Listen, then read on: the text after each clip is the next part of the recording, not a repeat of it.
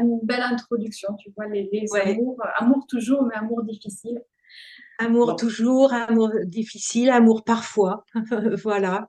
Et donc, Mhm. on va surfer un petit peu avec ça. Ouais. Ouais. Donc, ben, Christiane Singer, elle a une très très belle phrase. Ce qui rend le mariage si lumineux et si cruellement thérapeutique, c'est qu'il est la seule relation qui mette véritablement au travail. Et le mot travail, c'est on trime hein, avec le couple. C'est quelque chose qui nous demande beaucoup des remises en question, des changements, des changements de caméra aussi, voir comment on peut voir la situation autrement, s'adapter, un petit peu de concession, ne pas s'oublier pour ne pas être dans les frustrations ou de la colère. Donc oui, vivre un couple, vivre l'amour de soi aussi, va nous demander beaucoup, beaucoup d'efforts et puis de conscience dans l'instant à chaque fois. Hein, c'est un petit peu comme ça qu'on peut le voir. On va revenir à une présentation sommaire. Bonjour Hélène Nicolet. Bonjour Daniel. Alors Hélène, je le rappelle, c'est juste l'introduction rapido.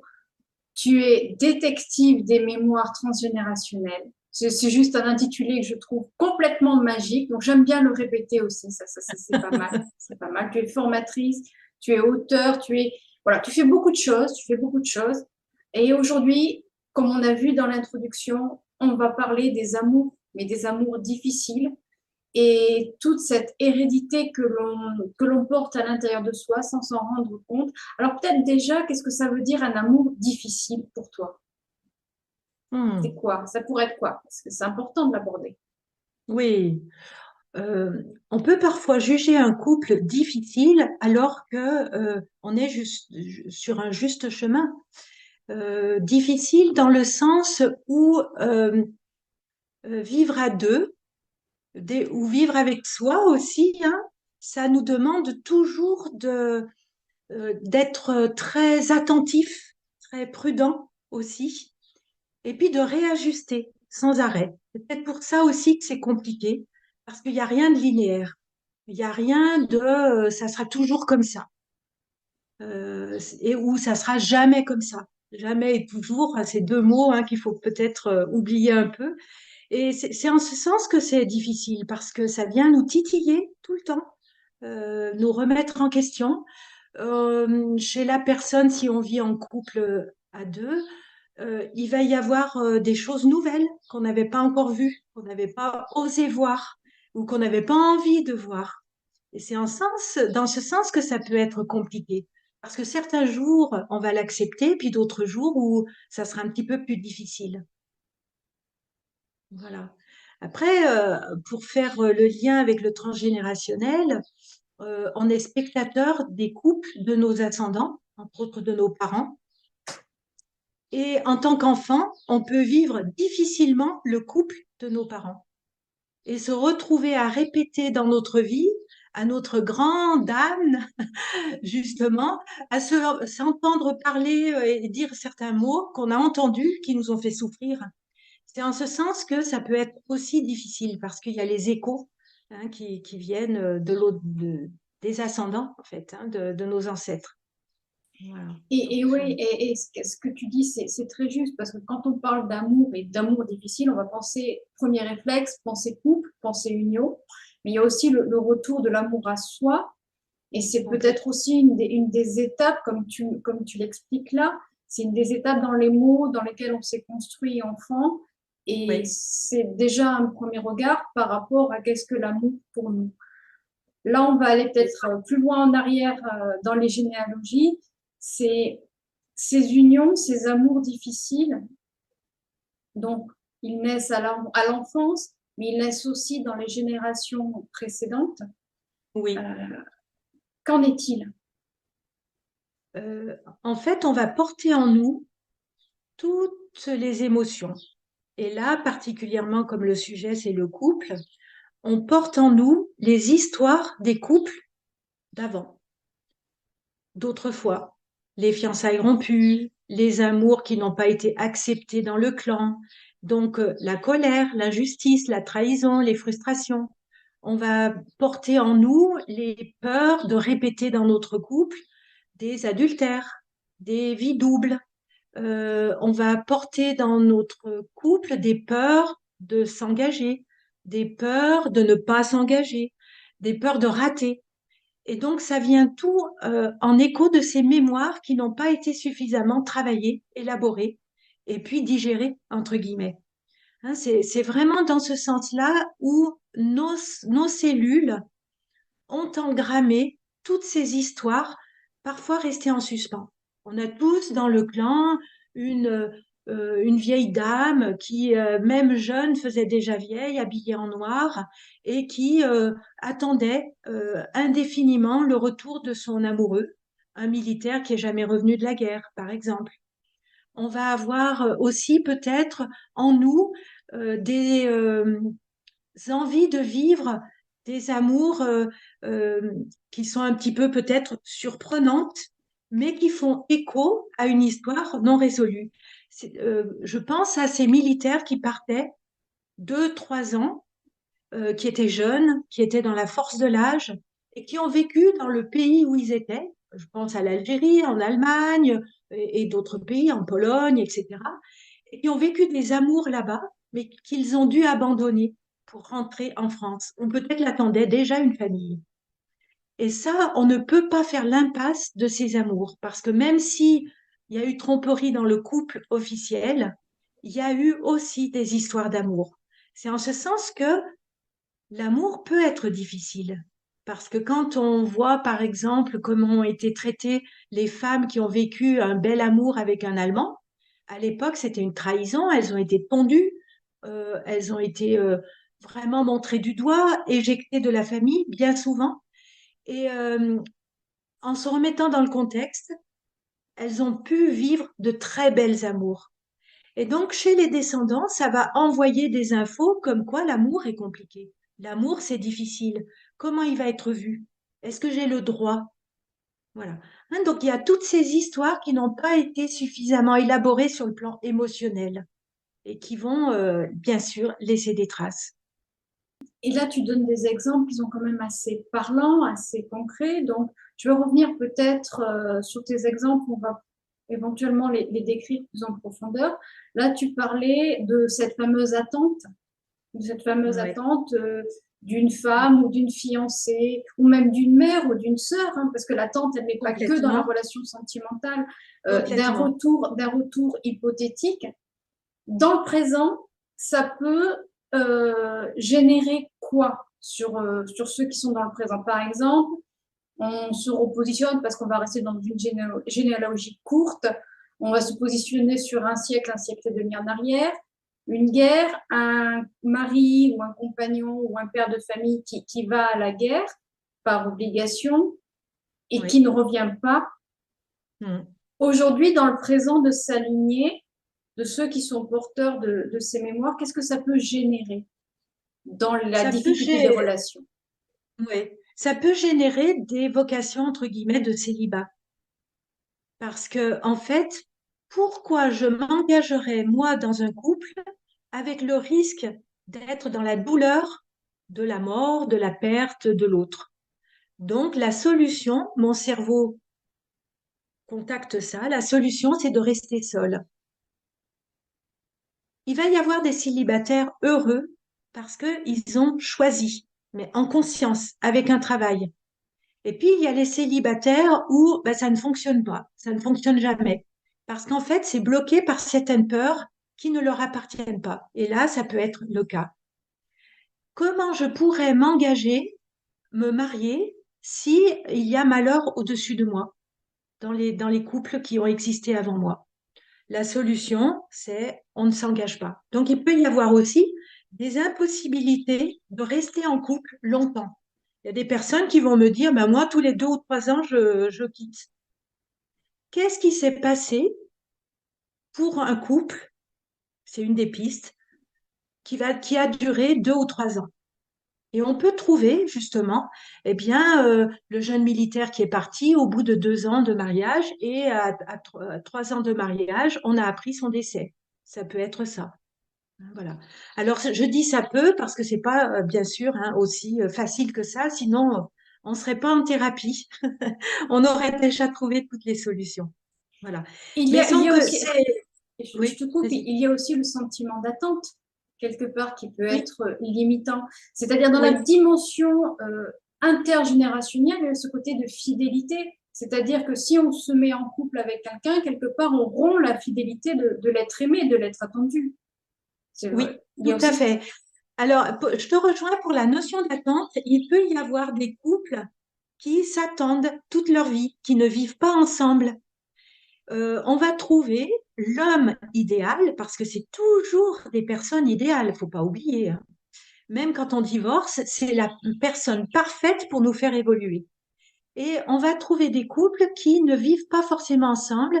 Par exemple, je vais choisir un partenaire que je vais attendre, comme mon ancêtre a attendu vainement son militaire, qui n'est jamais revenu.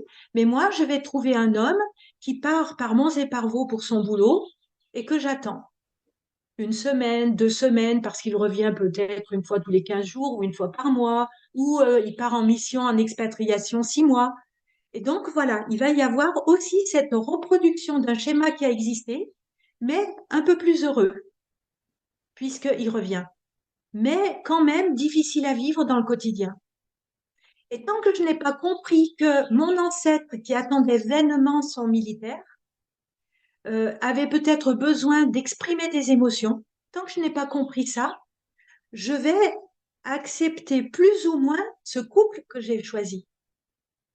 Et du moment que j'aurai travaillé l'émotionnel de cet ancêtre, où j'aurai mis à plat toutes ces émotions, peut-être la colère d'avoir été abandonné, l'injustice, la peine, évidemment, voilà, tout ça, une fois que ça sera bien nettoyé, harmonisé, pacifié, peut-être que je vais rentrer dans un couple autrement.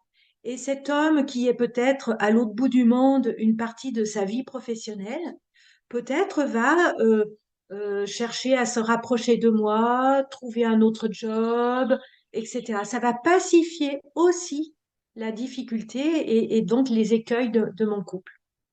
Voilà, donc ça, c'est intéressant aussi de le voir.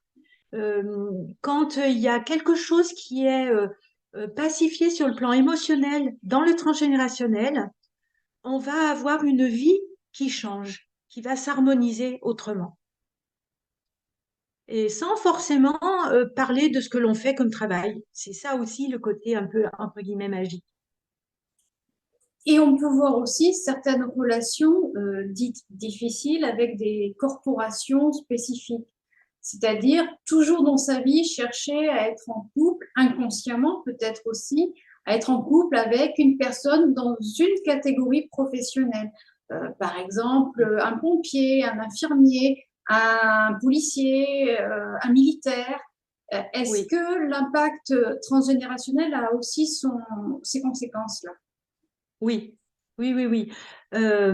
En fait, dernièrement, j'ai rencontré un grand-père qui était mort à la guerre, militaire de carrière. Son fils est devenu militaire, infirmier, parce qu'en fait, il voulait pas tuer, il voulait soigner les militaires comme il aurait pu soigner son propre père. Eh bien, pour les couples, c'est exactement pareil. Par exemple, si j'ai un papa handicapé, je peux rencontrer l'homme idéal qui est un médecin spécialiste du handicap de mon père, ou un infirmier, ou un kiné, ou un ostéopathe, etc., etc. Il va y avoir un écho favorable dans ces métiers qui vont solutionner une partie de ma problématique et de ma souffrance.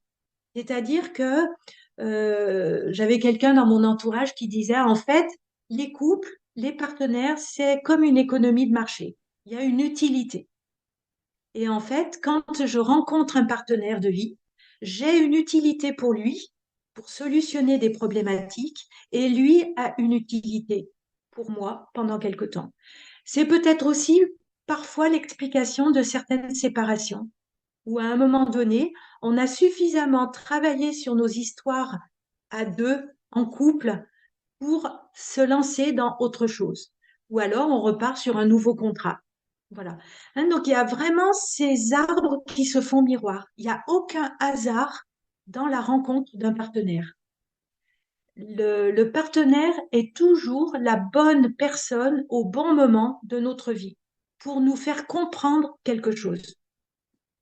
Par exemple, si par exemple dans mon clan j'ai de l'abandon, un enfant, des enfants abandonnés, dans le clan de mon conjoint ou de ma compagne, il peut y avoir des familles d'accueil, des nounous, des enfants qui ont été adoptés, comme si c'était pour me montrer combien ça aurait pu être utile pour gérer l'abandon de mon clan. Et du coup, les arbres se faisant écho, je peux solutionner et apporter une légèreté à mon conjoint en vivant autrement quelque chose, une souffrance qui est pour lui et que moi, j'ai transformé autrement dans mon clan. Voilà. Hein, ça, c'est intéressant aussi de le voir. Il y a toujours écho et miroir. Oui, en effet, on a cette correspondance entre les deux univers, les deux vies qui se complètent. Et toujours pareil, en prenant des exemples dans le présent pour remonter dans la traçabilité généalogique, les personnes qui ont du mal à se retrouver, c'est-à-dire des couples qui s'aiment, qui peuvent se croiser à un moment de leur vie, à un autre moment de leur vie, Ah et oui, etc. Et c'est très compliqué d'arriver à se retrouver dans ce qu'on peut considérer comme une pérennité de couple, même si on sait très bien que la pérennité a aussi ses limites au niveau ouais, organique. ouais. Mais est-ce que ça peut être aussi une conséquence de troubles généalogiques dans les relations ou ça peut être aussi autre chose? Oui, alors ça peut être autre chose, mais ça peut être aussi dans le transgénérationnel, on peut trouver des amours qui ont été empêchés. Moi, j'ai vu le cas où la personne, voilà, elle avait donc une liaison avec un homme, ils se sont mariés chacun de leur côté, ils se sont retrouvés 20 ans après, etc. Et dans la généalogie de cette dame, il y avait justement un empêchement au niveau des grands-parents où l'amoureux n'avait pas été avalisé par le clan de la fiancée, enfin de l'amoureuse, et du coup, ils n'avaient pas pu, ils avaient été empêchés. Sauf que ils ne s'étaient jamais oubliés. Donc, ils avaient fait leur vie, les grands-parents. La grand-mère, donc, s'était mariée avec le grand-père du clan. Et puis, elle savait que son amoureux s'était marié aussi de son côté. Et de loin en loin, de temps en temps, ils se voyaient. Pourquoi ils n'habitaient pas la même région et à une époque où on ne voyageait pas. Et de temps en temps, ils avaient des nouvelles, par hasard, comme ça. Et ils se sont retrouvés tardivement dans leur vie. L'idée, c'est que tous nos amours restent dans notre cœur et dans le cerveau familial. Et donc, en fait, un premier amour, un premier baiser, des fiançailles rompues, etc., vont rester dans la mémoire. Souvent, sur l'arbre généalogique qui est en psychogénéalogie le génosociogramme, donc un arbre généalogique qui remonte pas forcément très loin, mais qui est beaucoup à noter, on peut installer les amours de lycée qui sont restés en fait dans le cœur. Parce qu'en fait, c'est une part de nous qui reste sur le plan émotionnel liée à cette personne-là. Et donc, il va y en avoir plein en fait, des personnes qui ont marqué notre vie. Ben, pour nos ancêtres, c'est exactement pareil. Et souvent, alors aujourd'hui, il y a des mariages arrangés, hein, mais beaucoup moins qu'autrefois, où autrefois, c'était habituel, en fait. Hein, c'était, les parents savaient mieux pour leurs jeunes ce qu'il convenait de faire et de vivre. Et donc, on a eu beaucoup de mariages arrangés où la raison primait sur le cœur. Mais quelquefois, l'amour venait après. Ça, c'était la cerise sur le gâteau. Hein, donc, faut pas aussi dire que tous les mariages arrangés, c'est des mariages malheureux. Pas forcément. Oui, je rebondis aussi là-dessus. Ok, là, il y a eu des cerises, comme tu dis, sur le gâteau dans ces Oui, mariages arrangés. Mais qu'en est-il de ces mariages arrangés où les deux ne s'aimaient pas et où c'était compliqué au niveau transgénérationnel aujourd'hui? Quelles pourraient Oui, être les répercussions sur les descendants? oui. Là où il n'y La avait pas d'amour, en répercussion, fait. voilà. Quand il n'y a pas d'amour dans ces mariages arrangés, ça va être la raison. Et donc, ça va envoyer comme information au couple suivant et aux descendants, un mariage, c'est raisonnable. L'amour, c'est ailleurs. Mais un mariage, c'est raisonnable. Alors, j'ai eu le cas, par exemple, j'avais vu un exemple un petit peu pareil dans un bouquin et j'ai rencontré en consultation une histoire un peu similaire, où une jeune femme, elle a toujours entendu dire sa mère et sa grand-mère que l'amour était ailleurs, c'était autre chose. Et donc, les mères, les femmes de ce clan se mariaient raisonnablement pour avoir le père de leurs enfants, mais l'amour, c'était autre chose. Et donc, cette jeune femme était dans l'incapacité de tenir et de rester dans des couples. Elle était quittée régulièrement. Et donc, elle était quittée brutalement, sans explication. Mais en creusant un peu l'histoire de la mère et de la grand-mère, entre autres, eh bien, en fait, ces femmes-là fantasmaient un couple ailleurs, mais qui n'avait jamais existé. C'était platonique. Elles aimaient de façon virtuelle des hommes qui leur paraissaient idéal, qui leur paraissaient top, etc. Et voilà. Donc, le côté raisonnable de l'amour, du mariage, ça peut être véhiculé comme ça. Et donc, on peut avoir des mariages entre professions, deux notaires qui s'épousent, deux avocats ou des gens qui vont être d'un milieu social similaire, raisonnablement équilibrés, mais où les palpitations ne vont pas vibrer. Et du coup, le cœur va être un petit peu au repos. Et ça peut être aussi euh, peut-être l'opportunité d'aller voir ailleurs, d'avoir une liaison pour faire vibrer ce qui n'a pas vibré dans le couple de nos grands-parents, par exemple, ou de nos ascendants. Donc ça, c'est intéressant aussi de le voir, hein, le cœur et la raison. Dans certains clans, ils se battent, quoi, hein. Ils sont là, tous les deux, présents. Et ce cœur et cette raison, donc, qui sont en dualité, on peut le voir. Bon, c'est vrai, à chaque fois, on dit qu'on s'arrête sur une temporalité bien distincte, mais s'il s'agit de croyances véhiculées par les aïeux, donc c'est Oui, peut-être que ça leur a eux-mêmes été transmis par leurs propres ancêtres. complètement, Donc, on peut complètement. remonter très loin finalement. On peut remonter très loin. On peut remonter très loin. Et il suffit que d'une génération à une autre, ça se répète. Eh bien, quelquefois, on dit quatre générations, l'énergie, elle s'épuise. Et donc, on va repartir sur quelque chose d'un petit peu nouveau. Mais dans les clans où les croyances sont très, très fortes, s'impriment, il peut y avoir répétition et donc, justement, validation de la croyance de génération en génération, ce qui fait que, ben, voilà, ça va s'enquister complètement et devenir, ben, une habitude. Voilà. Imagine, par exemple, que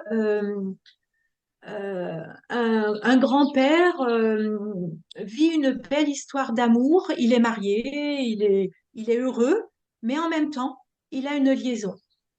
Et que lors de cette liaison, il décide de partir en voyage avec son amoureuse et il meurt. Ça envoie l'information, vivre l'amour, c'est dangereux, c'est mortel. Et donc, il va y avoir peut-être des descendants qui vont dire, oula, moi, je suis amoureux, mais j'ai peur. Donc, je ne m'engage pas. J'ai peur que ça ne dure pas, j'ai peur de m'y perdre. Et ils vont utiliser des mots qui vont faire référence à cette histoire qui est cachée d'ailleurs.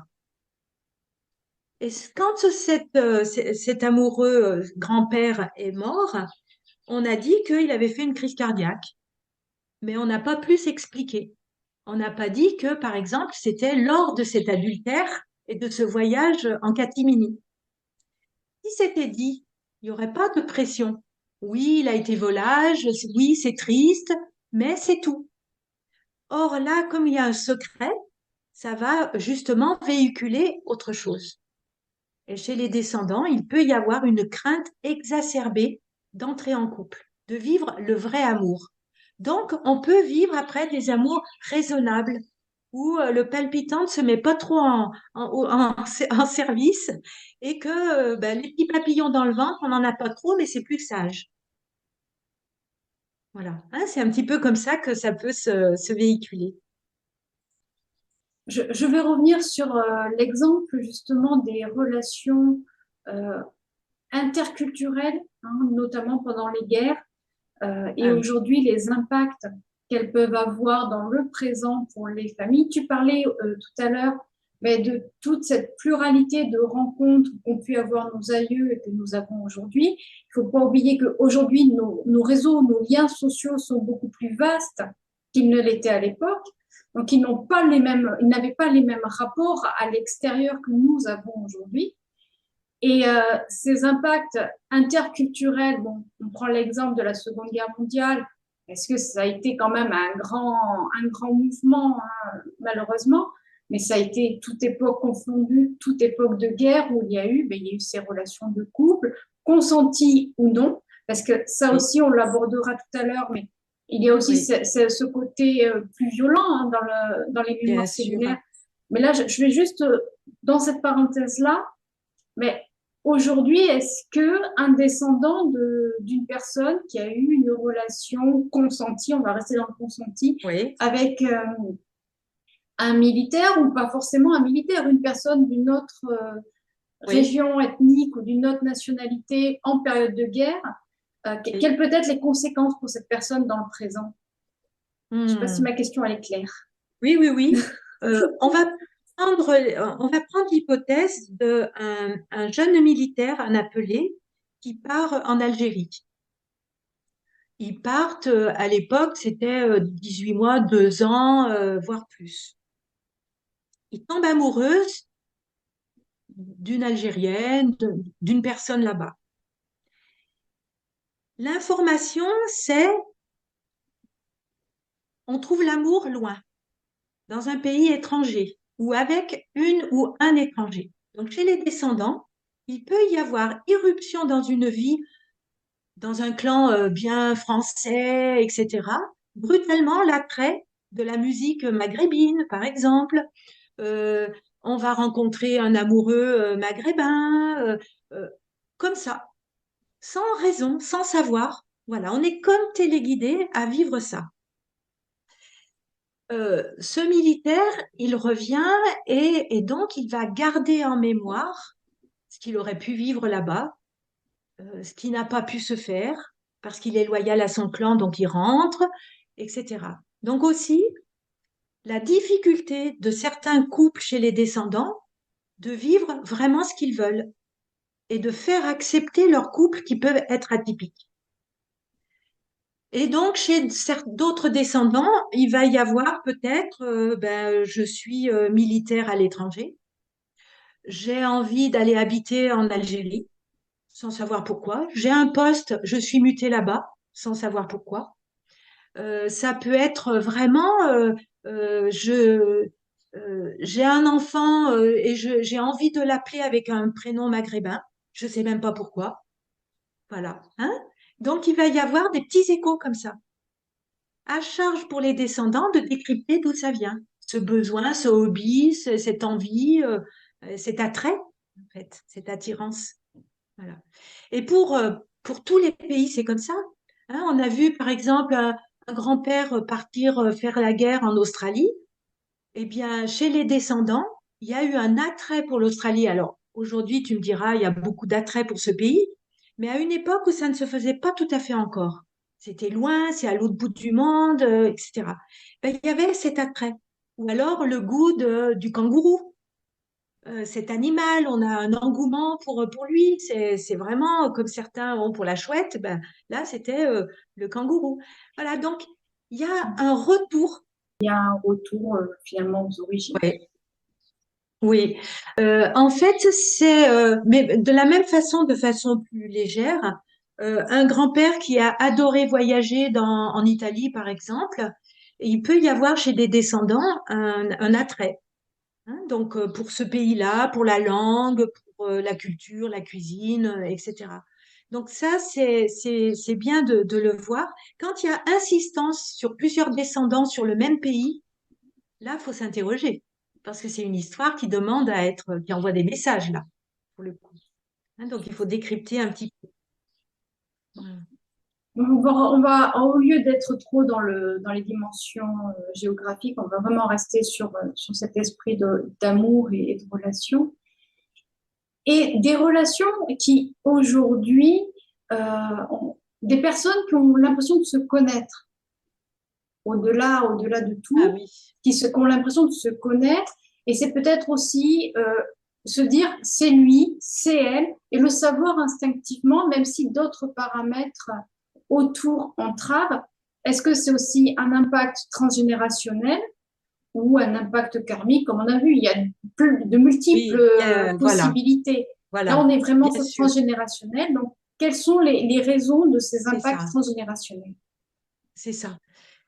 En fait, comme je disais au début, aucun hasard dans les rencontres. Donc, quand on va rencontrer quelqu'un qu'on croit connaître ou qui nous semble donc connu, c'est peut-être que on a à travailler ce qu'il nous apporte et on parle le même langage à ce moment-là. Parce que peut-être que dans ma vie, à ce moment-là, j'ai besoin d'une personne qui a une compréhension sur certaines situations, qui a une expertise à travers son métier, qui a une connaissance de certaines émotions et que moi, j'ai du mal à justement aborder. Voilà. Et donc, c'est peut-être par ce biais-là qu'on va se contacter. L'inconscient familial, c'est comme un énorme ordinateur. Il garde tout en mémoire. Et face à cette personne qui me semble connue, ben peut-être qu'il y a un fil là, inconscient et invisible, qui va se connecter en disant, OK, celle-ci, elle peut t'aider. Donc, il peut y avoir des amours comme ça qui vont durer un temps et puis qui vont être utiles, hein, même si j'aime pas ce mot utile par rapport à l'amour, mais il faut le voir aussi dans cette dimension-là. Voilà. Hein, c'est intéressant aussi de le voir comme ça. C'est-à-dire que pour vivre des amours, pour revenir au mot difficile de tout à l'heure, il faut être lucide. Il faut pas se perdre soi dans l'amour. Hein. Il y a deux personnes plus la relation qu'on crée. Et c'est pour ça que ça peut être compliqué. Il faut jamais s'oublier, parce que si on s'oublie, le trépied, il est bancal. Et donc, il va y avoir ce besoin pour chaque personne de s'épanouir, de se réaliser pour créer toujours et réajuster à chaque fois, à chaque année qui passe et mois qui passe, cette relation. Hein, donc, c'est un petit peu comme ça que ça fonctionne. Et quand on rencontre une personne qui nous semble connue, il y a peut-être de ça, peut-être pour alimenter ce trépied qui fait qu'on en a besoin encore un petit peu. Est-ce qu'il est possible que des arbres généalogiques se recoupent au cours des siècles? Est-ce que, voilà, il y ait des histoires communes en fonction d'arbres généalogiques différents, mais qui se recoupent, des familles qui se recoupent, en fait, Oui. au niveau Alors, sentimental? au niveau sentimental, par exemple, ça existe quand même relativement souvent où un homme et une femme se marient, la sœur de cet homme épouse le frère de sa belle-sœur, du coup, et donc les liens, donc ce que j'appelle un peu les mariages croisés. Deux frères et sœurs qui épousent, ou deux frères qui épousent deux sœurs, ou etc. Et là, ça resserre les liens. Donc, c'est ce qu'on appelle un petit peu incestuel. Il n'y a pas de passage à l'acte, hein, il n'y a pas d'inceste. C'est incestuel. C'est un peu comme si les deux frères ne voulaient pas se lâcher et épousent deux sœurs pour resserrer encore plus les liens. Voilà. Donc, au-dessus, on va s'interroger sur est-ce qu'il n'y a pas un vrai inceste, pour le coup. Voilà. Ça, c'est juste une petite question. Pas forcément. Hein, c'est pas forcément. Mais il peut y avoir aussi des arbres où j'ai eu le cas dernièrement, un oncle a épousé sa nièce. Et comme c'est un mariage, entre guillemets, pas toléré par la loi, là c'est pour le coup inceste, elle est tombée enceinte et la loi a autorisé qu'il se marie pour justement légaliser la naissance. Voilà. Hein, donc la loi légalise quelque chose qui est illégal à la base. Voilà. Et là, pour faire l'arbre, c'est compliqué. Et ne serait-ce que pour trouver les mots, parce que la nièce devient la femme de l'oncle, les enfants, alors il y en a, c'est des cousins, c'est des, bref, des neveux, et voilà. Et quand ça amène de la confusion dans la position de chaque couple après. C'est quand même des histoires, on parle de consanguinité plus ou moins, ou Oui, d'alliances différées, mais on le voit beaucoup au cours des différentes histoires bon, de France, mais à travers le monde, surtout dans les royautés, hein, où ils oui. se mariaient, où vraiment les alliances étaient familiales en priorité, pour garder Oui, les terres, pour l'appropriation. voilà. Et L'utilité, en fait, ouais, de l'économie, en fait. Oui, pas partager les propriétés, voilà, soudées. Alors, euh, ça aussi, c'est intéressant aussi de le voir, comment se vivent les couples après, quand il peut y avoir quelqu'un qui a été spolié d'un héritage, qui aurait dû recevoir avec son couple la ferme auquel il avait droit et qu'il n'a pas eu, eh bien, le couple, ils vont se trouver, je pense à quelqu'un, pour être plus clair, un grand-père n'a pas la ferme qu'il attendait. Il a toujours travaillé dessus, mais elle ne lui est pas accordée.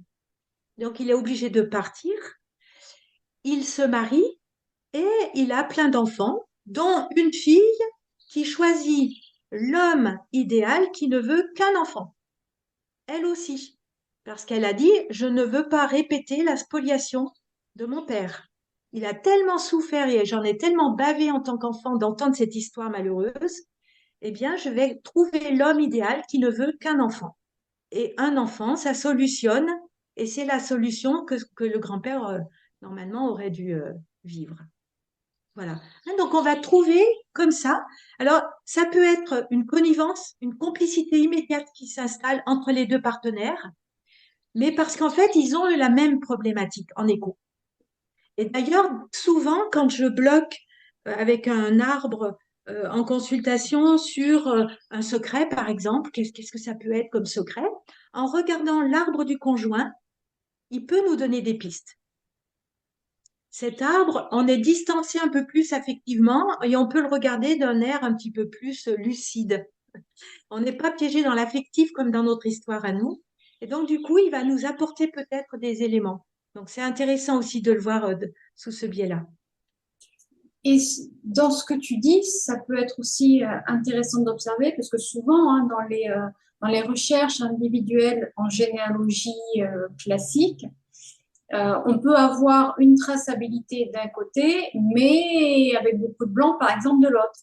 Beaucoup de points d'interrogation. Donc, dans ces cas-là, si je comprends bien, c'est important aussi de se référer finalement à ce qu'on a Oui, déjà acté pour avoir une idée, ou moins du moins de la supposition ou un la ressenti supposition. Oui, de tout à ce qu'a fait. pu vivre cette autre partie familiale sur laquelle on n'a pas vraiment de traces.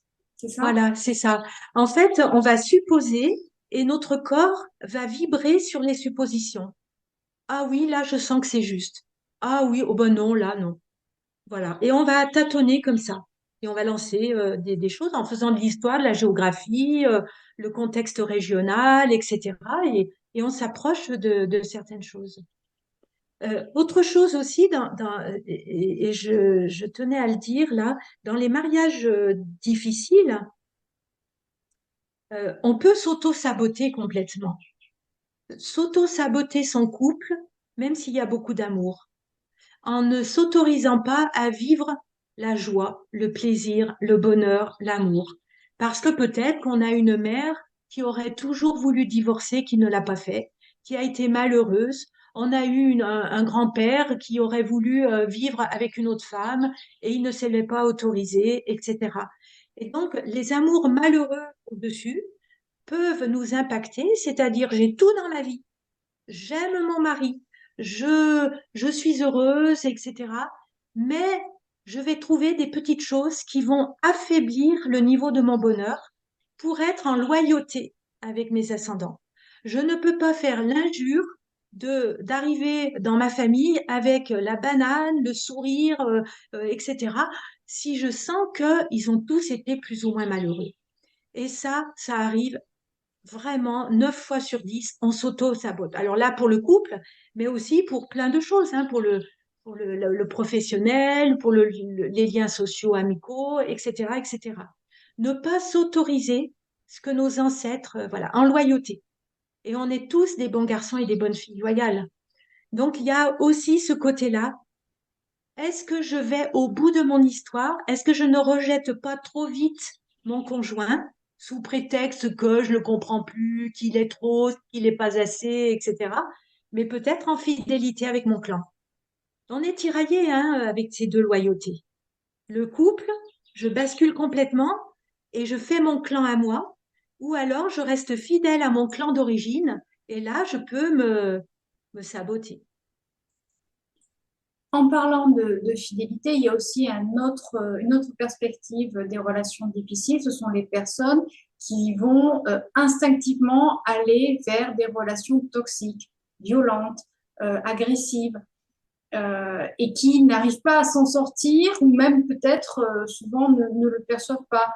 On peut avoir des victimes de violences conjugales, des victimes de pervers narcissiques, Oui, des victimes même de viol, hein, sans complètement. forcément être dans la dimension de couple.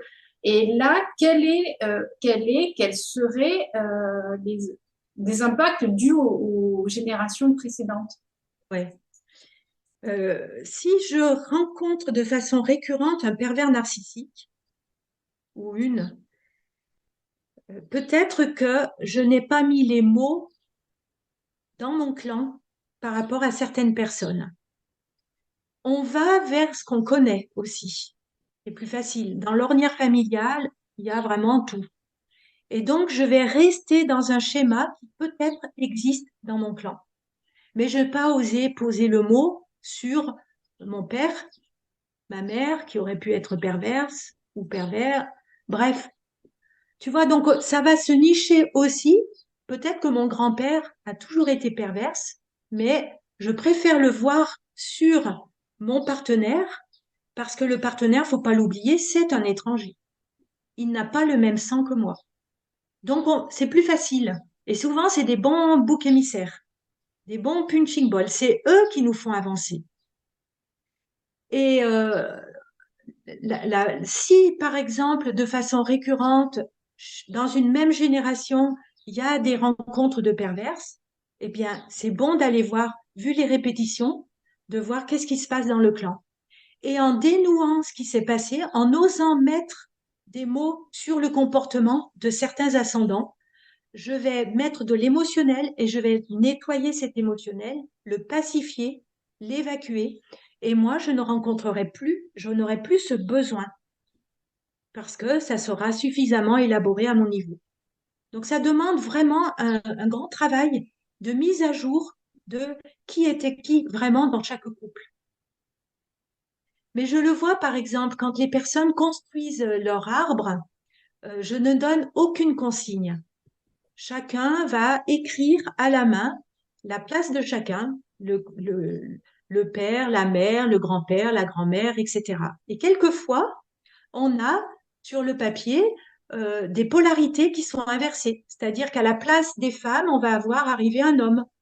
Alors, est-ce que cet homme, dans la symbolique, est plus sur son féminin et que la femme était plus sur son masculin?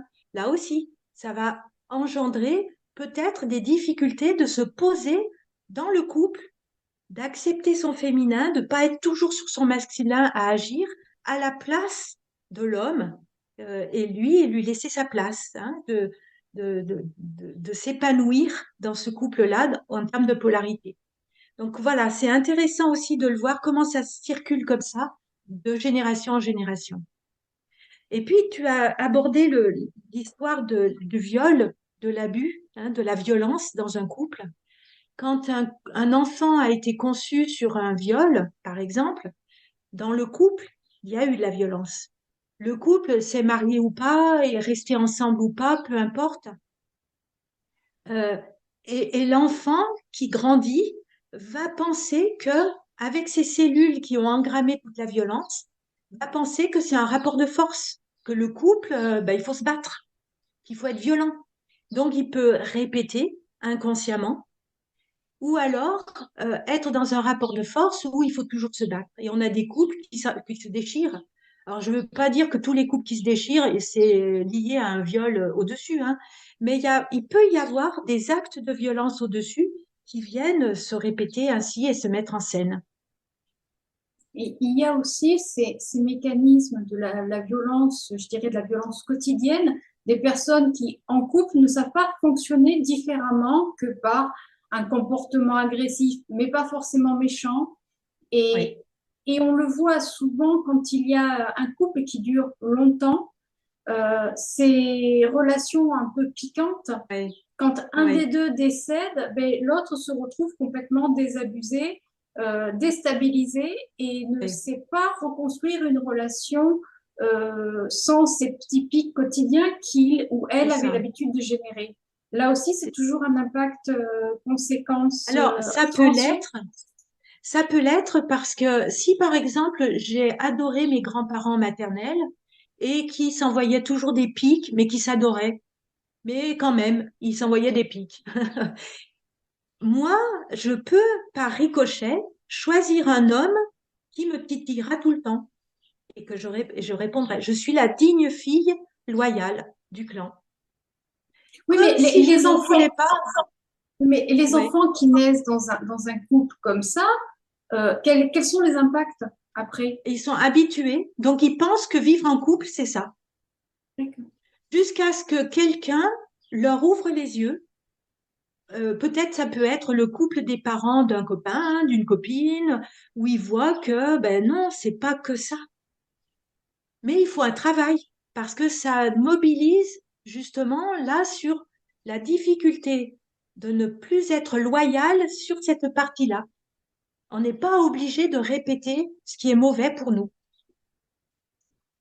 Encore faut-il le faire émerger à la conscience Le aussi, hein. conscientiser. Ouais, tout à fait. C'est un travail de chacun et une responsabilité individuelle parce que on a tendance, quand ça va pas, à dire c'est la faute d'eux, c'est la faute de l'autre. Oui, C'est le oui. réflexe un petit peu archaïque, là, c'est la faute d'eux.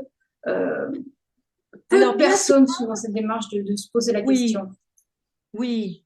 Et bien souvent, notre conjoint, il vient euh, mettre les pieds dans le plat parce que lui, il voit comment tout le monde fonctionne dans mon clan. Il se rend très bien compte comment fonctionne le couple de mes parents, de mes grands-parents. Et avec ces mots, il va oser dire ce que moi, j'ai pas envie de voir. Je sais, mais j'ai pas envie de mettre des mots dessus. Et c'est là où ça vient tester le couple, accepter que notre conjoint nous éclaire sur le fonctionnement de notre couple, comme nous, on l'éclaire sur le fonctionnement de son clan. Et donc, il va y avoir peut-être des mots qui vont être un peu difficiles à accepter parce qu'il voit très bien que je peux reproduire certaines choses. C'est pour ça que les couples peuvent être un peu compliqués à un moment donné. Accepter que l'autre voit ce que j'ai pas envie de voir et vice-versa. Dans les difficultés des histoires d'amour, il y a aussi des reproductions de décès systématiques du ou de la conjointe d'une maladie. Par exemple, au cours d'une vie, d'une incarnation, une personne peut avoir un, deux, trois conjoints, bon, pour certains même Oui, plus, mais en général, déjà oui, trois, c'est pas mal, euh, oui, trois conjoints, et à chaque fois, il y a des décès dus à des maladies, c'est-à-dire que la personne se retrouve veuf ou veuve, oui, et toujours par rapport à une maladie. Est-ce que là aussi, c'est un impact dans les relations par le oui, transgénérationnel? oui. Alors déjà, cette veuve, par exemple, va penser que si elle s'engage à nouveau dans une nouvelle relation, elle le fait mourir. Et donc, ça va être compliqué pour elle d'accepter de faire un nouveau couple. Et puis pour les enfants, les descendants, il peut y avoir mariage, danger, mariage, mort. Donc une difficulté aussi à s'engager, de peur de faire mourir ou d'être mort, de mourir dans cette relation-là. Donc, tant que c'est pas nettoyé, et si cette personne, elle est veuve régulièrement, toujours avec la même cause, il y a certainement un ancêtre qui hurle en disant, mais oh, viens visiter mon histoire. J'ai tellement de peine que j'ai envie de le dire, de l'exprimer.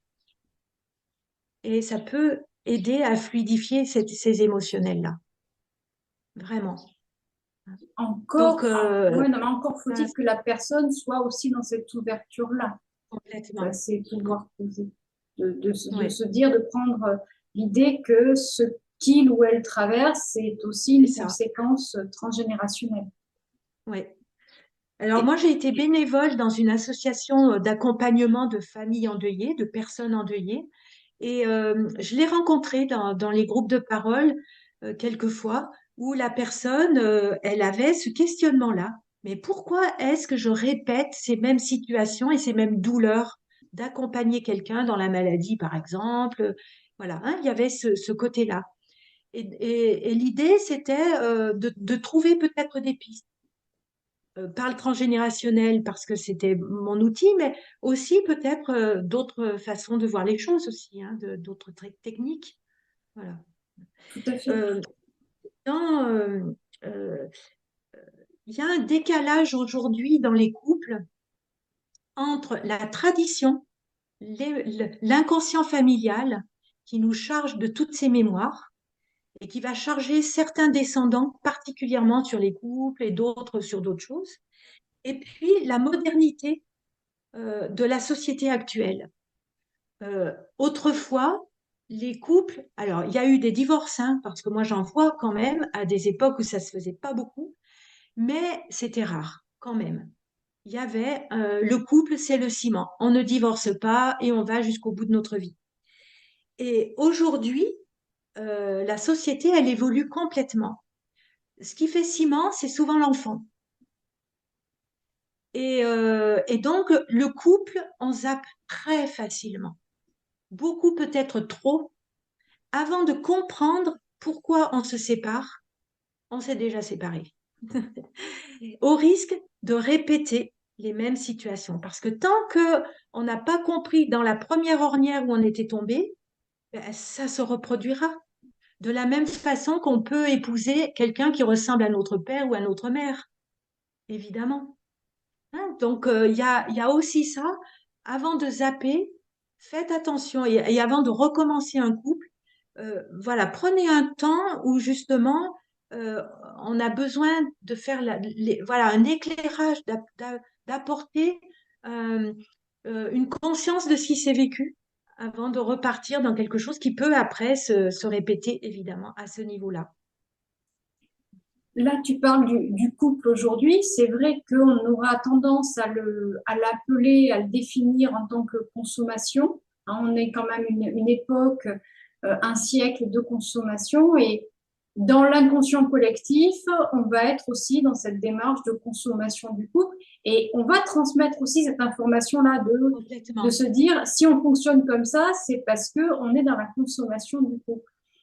Et puis surtout, le côté aussi, il faut être beau, s'aimer, que ça soit toujours joyeux, dans le plaisir et tout. Un couple, c'est le quotidien, avant tout.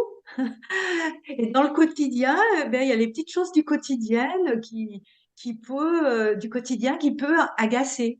Voilà.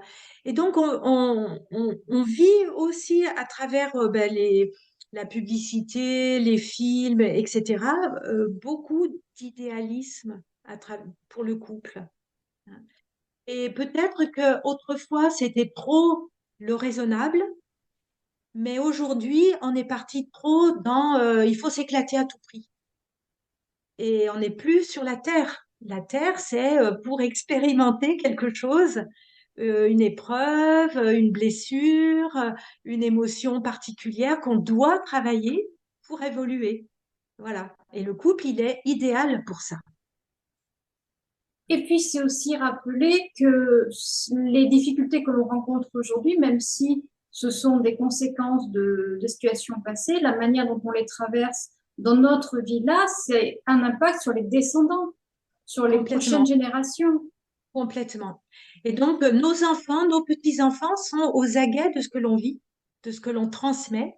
Imagine, par exemple, que ma mère, ma grand-mère, ou ta mère, ta grand-mère t'ait toujours dit, ah ben les hommes, hein, il faut se les farcir, ah ben les hommes, c'est tous les mêmes, ou les femmes, elles sont soumises, etc.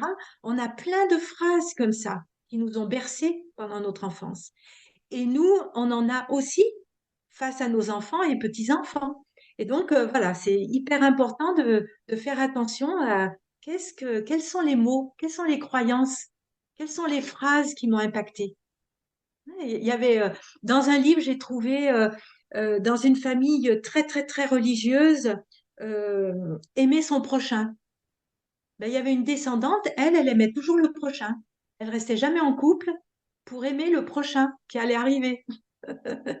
Donc, c'était interprété d'une drôle de façon.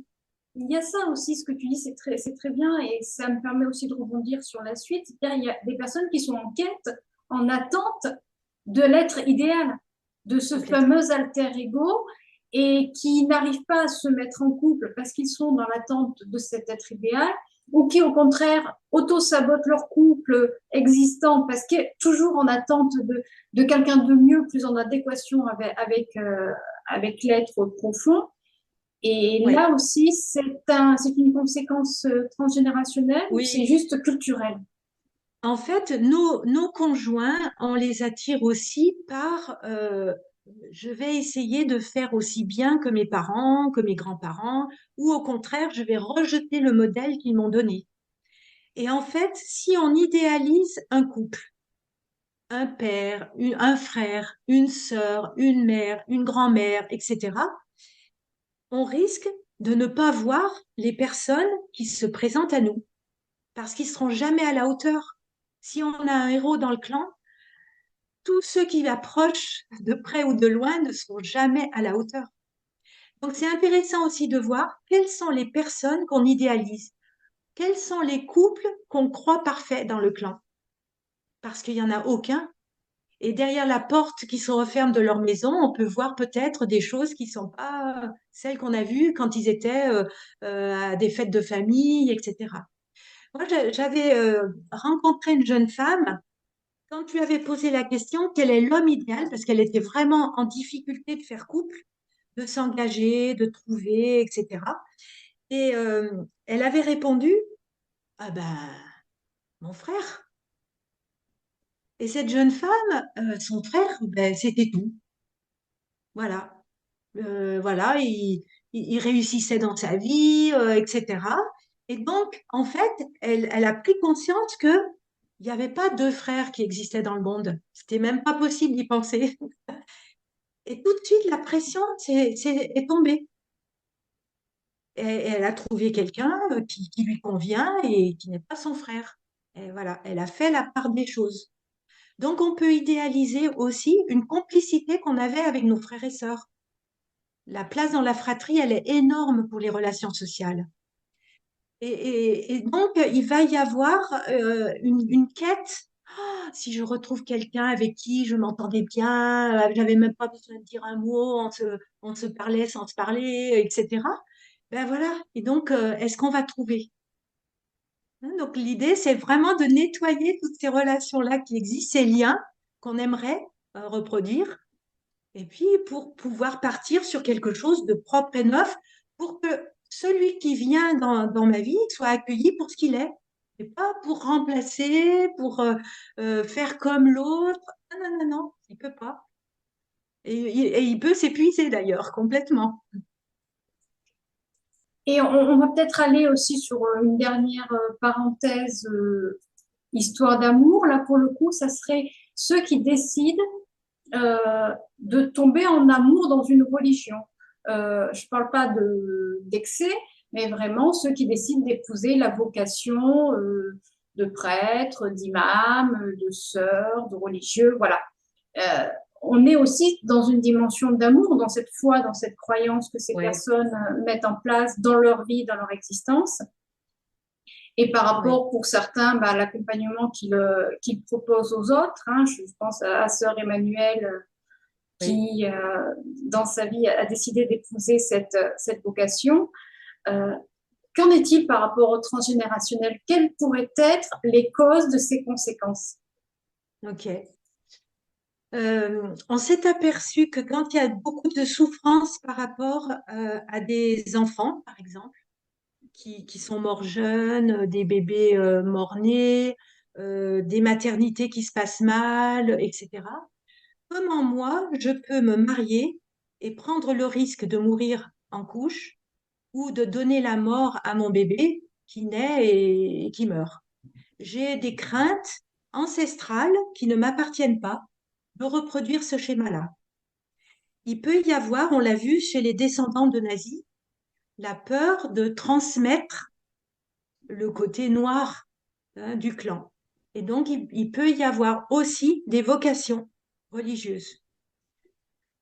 Dans les clans où ça a été souffrant de vivre son enfance, son adolescence, le monastère, la religion va nous donner une grande famille. D'ailleurs, on se débaptise pour se rebaptiser avec un autre prénom, bien souvent.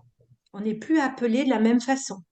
Donc, c'est un peu pour aussi fuir et un petit peu s'évader de ce clan qui a été malheureux pour moi. Hein, donc, il peut y avoir plein d'interprétations.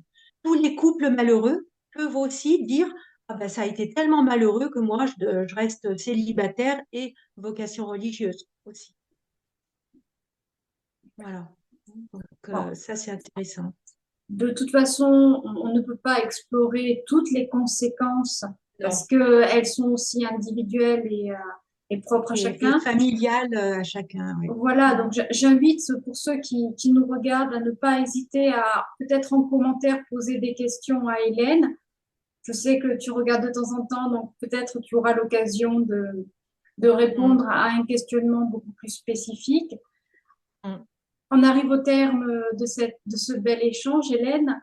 Euh, Qu'est-ce qu'on pourrait dire pour conclure à toutes les personnes qui sont dans cette conscience de ces impacts transgénérationnels sur leurs difficultés de relations amoureuses ou la difficulté à introduire quelque chose de solaire dans leur vie?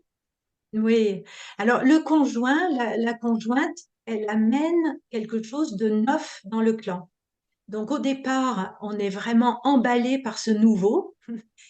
Et puis, au fur et à mesure que les années passent, ça peut s'effriter. Parce qu'en fait, il y a cette loyauté au clan et c'est ce nouveau clan qu'on doit construire. Donc voilà, faites attention de ne pas vous laisser embarquer euh, et, et respectez-vous et épanouissez-vous chacun pour créer et épanouir cette relation à deux. En fait, il y a vraiment ça. Et pour terminer, je dirais que Jodorowsky il a cette phrase, l'union avec l'autre est une situation privilégiée pour approfondir le travail sur soi. C'est un peu la première phrase que je disais aussi de Christiane Singer. Et voilà, hein, il y a vraiment, chaque fois qu'il y a une difficulté, avant de dire que c'est la faute de l'autre, ben, il y a peut-être aussi nous à nous réajuster tout le temps sur ce que l'on a envie, nos valeurs, nous respecter. Et puis, comme ça, on aime mieux. Hein, en se respectant, on s'aime et on aime mieux. Voilà. Et je rajouterais que peut-être que de dire c'est la faute d'eux, c'est peut-être aussi se dire c'est une conséquence à, tout Oui, simplement. L'importance de l'interprétation d'une situation peut tout changer aussi dans notre ressenti complètement. et c'est une reconnaissance à autre chose. Il y a Voilà. autre chose. Ça peut être, au lieu d'aller à la séparation, ça peut être un palier nécessaire à franchir pour aller vers quelque chose de nouveau dans la relation. Vraiment, d'améliorer toujours un petit peu plus. En tout cas, merci Super. infiniment, Hélène, de ce très beau partage. Hein, je rappelle, si vous le souhaitez, n'hésitez pas à poser vos questions dans les commentaires ou tout simplement commenter la vidéo si ce qu'on a dit vous a parlé. Nous n'avons pas pu explorer toutes les conséquences possibles. Elles sont tellement vastes. Ça, c'est un petit peu normal. Hélène, je te remercie encore et toujours de tout ce que tu transmets, de tout ce que tu partages et de cette générosité qui te caractérise hein, dans cette Merci toi transmission aussi. bien précise. Merci. Merci beaucoup, Daniel, pour ce moment de partage. Merci pour ce que tu fais et ce que tu es. De toute façon, on aura l'occasion d'explorer d'autres sujets ensemble très prochainement. Oui. Je te À dis bientôt. je te dis au revoir, je vous dis à tous au revoir et à très vite. Au revoir. À bientôt. Au revoir.